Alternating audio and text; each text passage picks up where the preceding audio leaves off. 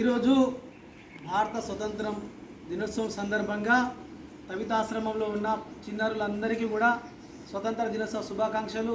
అలాగే ఈ ఆశ్రమ నిర్వాహకులు ఎన్నో కష్టాలు వచ్చి ఇప్పటి వరకు ఎన్నో ఇబ్బందులు అడ్డంకులను దాటి మీ అందరి కోసం కష్టపడి మీరందరే తన కుటుంబంగా భావించి మీరే తన జీవితంగా భావించి మీ లక్ష్యమే తన లక్ష్యంగా భావించి ఎంతో గొప్ప మానవత్వంతో ఎంతో కష్టాలను ఓర్చి ఎన్ని ఇబ్బందులున్నా కన్నీళ్లను కూడా దిగమింగుకొని ఈరోజు ఇంత పెద్ద ఆశ్రమాన్ని ఇంత విజయవంతంగా ఇంతమంది చిన్నారుల జీవితాల్లో వెలుగు నింపుతున్న మా నాయక్ అన్నగారు వీరేందర్ నాయక్ అన్నగారికి వారి సతీమణి అమ్మగారికి కూడా అందరికీ కూడా భారత స్వతంత్ర దినోత్సవ శుభాకాంక్షలు. అలాగే స్వతంత్ర దినోత్సవం గురించి మీకు 2 విషయాలు చెప్తాను నేను ఈ సందర్భంగా.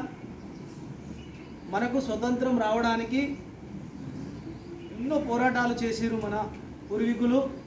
వాళ్ళు ప్రాణ త్యాగాలు చేసిరు, వాళ్ళు ఎంతో పోగొట్టుకున్నారు. ప్రాణాలను, జీవితాలను, కుటుంబాలను, ఆస్తులను, సర్వం ఆత్మ అభిమానాన్ని కూడా కోల్పోయి ఈరోజు మనము స్వేచ్ఛగా స్వతంత్రంగా బతకడానికి, మనకు ఒక సమాజంలో మన దేశాన్ని మనం పాలించుకోవడానికి, మన దేశాన్ని మనం నడిపించుకోవడానికి, మనము ముందుకు నడవడానికి, మనం అభివృద్ధిలో ముందంజలో ఉండడానికి ఈ స్వతంత్రం రావడం వల్లనే మనకు ఇవాళ ఫలాలు అందుతున్నాయి.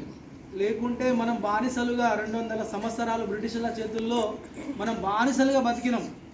ఎంత క్రూరంగా, నీచంగా, పశువుల కంటే హీనంగా మనల్ని వాళ్ళు చేసినారు, మన జీవితాలను నాశనం చేసినారు. ఈ స్వతంత్ర దినోత్సవం సందర్భంగా మీరందరూ చిన్నారులు మీరందరూ దీని గురించి తెలుసుకొని, మరింత విషయాలు తెలుసుకొని ఇంకా బాగా కష్టపడి ఈ స్వతంత్ర భారతదేశాన్ని ముందుకు నడిపించడంలో మీ వంతు పాత్ర, మీ కర్తవ్యంగా